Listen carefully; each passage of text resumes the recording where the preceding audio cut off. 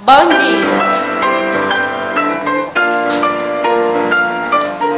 Estamos iniciando mais um Jornal da Nova Geração, onde iremos receber alguns convidados para estar esclarecendo dúvidas sobre o grande filósofo, Platão.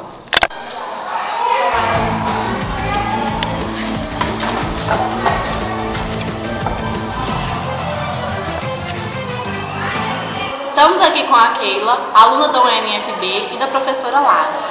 Platão nasceu em Atenas, provavelmente em 427 a.C.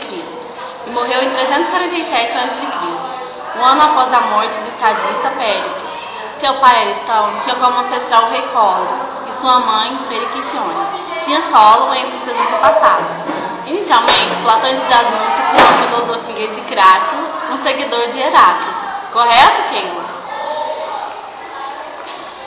Correto, Isabela. E, no entanto, por volta dos 20 anos, encontrou o filósofo Sócrates e tornou-se seu discípulo até a morte deste. Pouco depois de 399 a.C., Platão esteve em Mégara com alguns outros discípulos de Sócrates, hospedando-se na casa de Euclides. Em 388 a.C., quando já contava 40 anos, Platão viajou para a Magna Grécia com o intuito de conhecer mais de perto comunidades pitagóricas. Nessa ocasião, ele veio conhecer Arquitas de Tarento. Ainda durante essa viagem, Dionísio I convidou Platão para ir a Siracusa, na Cilícia. Platão partiu para Siracusa com a esperança de implantar seus ideais políticos. No entanto, acabou se desentendendo com o tirano local e retornou para Atenas. Mas como era a teoria dele? Platão apresenta a sua teoria com concepção global do homem e da sociedade humana e da relação entre o homem e a sociedade, colocando como questão fundamental da sociedade humana a distribuição da riqueza por ela produzida em termos da justiça distributiva. Consequentemente, a necessidade da educação e ensino, a formação cultural do homem para que todo homem tenha um lugar que lhe seja mais apropriado na sociedade, com a devida retribuição, atingindo assim a liberdade devidamente enquadrada no ser social. Mas qual foi a conclusão disso tudo? A sua conclusão sobre o assunto ficou exposta no final da obra, no mito de Er, apresentado de um modo simples para as almas simples e complexo com as mais variadas harmonias para as almas complexas.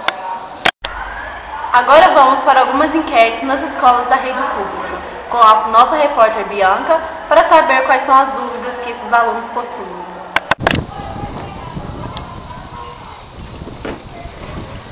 Bom dia!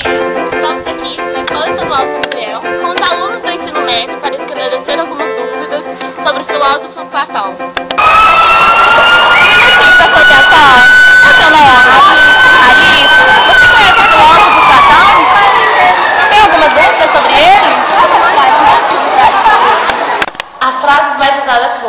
O belo é o esplendor da verdade, o amor é uma perigosa doença mental e a educação deve possibilitar ao corpo e à alma toda a perfeição e a beleza que pode ter. E você, Nayara, tem alguma dúvida sobre Platão? Platão acreditava que existia 3 espécies de virtude, baseadas na alma e corresponderiam aos estamentos das quais. E quais são elas? A primeira virtude era a da sabedoria. Deveria ser a cabeça do Estado, ou seja, o governante, pois possui caráter de ouro e utiliza a razão. A segunda espécie de virtude é a coragem. Deveria ser o peito do Estado, isto é, os soldados ou os guardiões da polis, pois sua alma de prata é imbuída de vontade. E por fim, a terceira virtude, a temperança, que deveria ser o baixo ventre do Estado ou os trabalhadores, pois sua alma de bronze orienta-se pelo desejo das coisas sensíveis. E você, Isabela? O que Platão defendia sobre a razão? Platão defendia que todas as pessoas tivessem acesso igual à razão. Apesar de todos terem alma perfeita, nem todos chegavam à contemplação absoluta do mundo das ideias.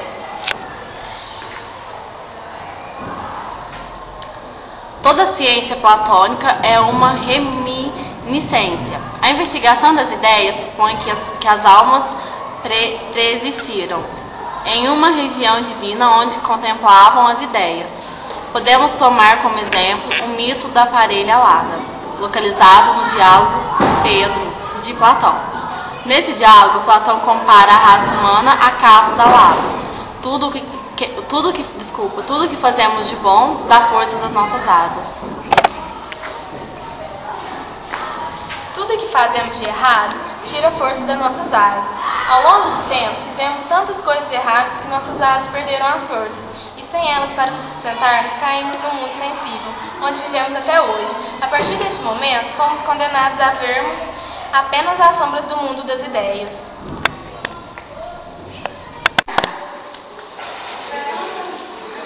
Então, vamos esclarecer sobre o pensamento platônico que se desenvolveu na a noção de que o homem está em contato permanente com os dois tipos de realidade, a inteligível e a sensível. A primeira é a realidade imutável, igual a si mesma. A segunda são todas as coisas que nos afetam nos sentidos, são realidades dependentes, mutáveis, são imagens das realidades inteligíveis.